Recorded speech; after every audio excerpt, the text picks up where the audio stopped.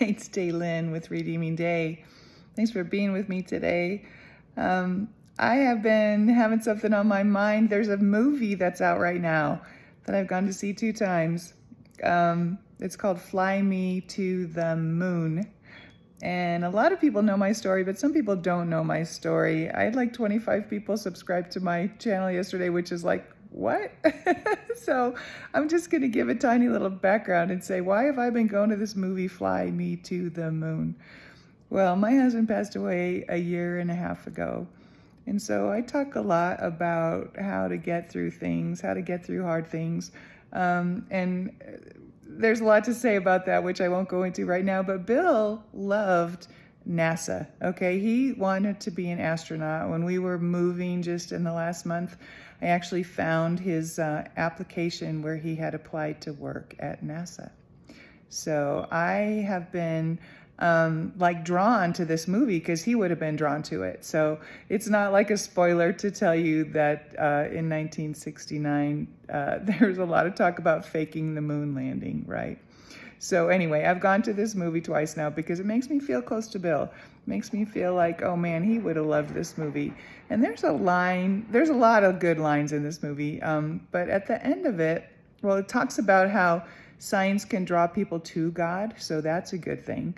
But at the end of the movie, there's a line that says, "The truth is the truth, whether you believe it or not." Well, that's pretty good key, right? That's pretty good key. There is a real moon landing happening up on the moon, and then there is a whole bunch of people trying to fake it down on the earth, right? And you can kind of draw that into the world system just a little bit. There's an alternate reality. There's a real truth. There's a truth in the promises of God. There's a truth that we can overcome, right? By the blood of the Lamb and the word of our testimony is what it says in the word. And then there's a world where we can run around like chickens with our heads cut off. We can run around worrying. We can run around in anxiety. We can be looking at every circumstance instead of looking up, instead of looking to the creator of the universe, the one who made the moon and the stars, right?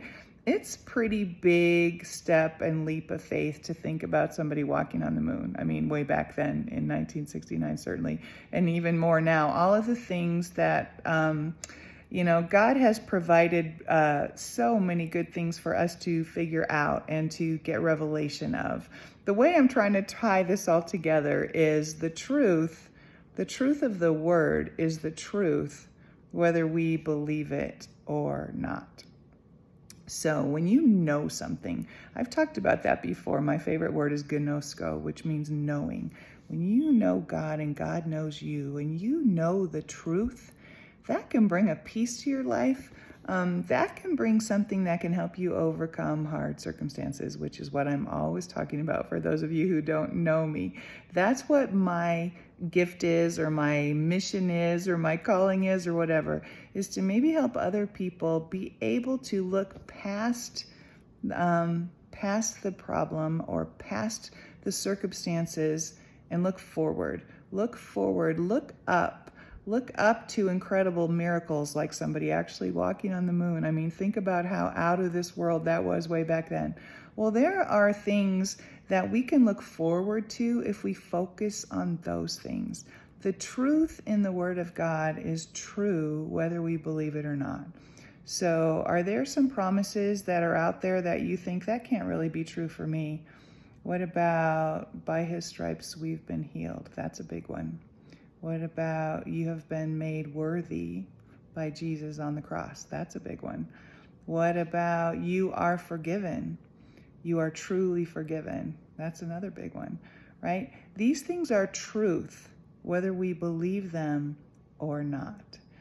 So if there's something you're struggling with in your life, if there's something that you are waiting for, I'm waiting for something right now, but I know the truth. I know what God's told me about it. So I need to patiently wait. I need to be making right choices and right decisions. But I need to know that the truth in the word is the truth, whether someone believes it or not. So you know what that tells me? Believe it. that tells me go after it to believe it. There's a story in the Bible about when Paul gets on a boat, and he has been told by God that he's going to go to Rome, that he will be preaching in Rome. But then there's a storm. And in this storm on the boat, everybody is panicking. But Paul knows that God told him he's going to preach in Rome, so he knows he's not going to die. But that story is a really good lesson for all of us, that when you know something, you just keep making wise choices towards it. You just keep going towards it. And when problems happen, like when this shipwreck happens, there's a lot of bad stuff that happened to Paul during that story, but Paul knew where he was headed because he was connected to God, to his Father. And that's what I'm always talking about.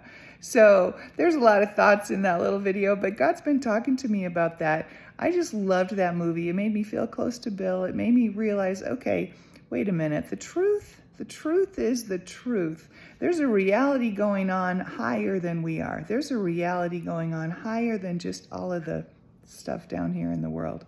When it looks like things aren't going to work out, if you know the truth, that truth will set you free.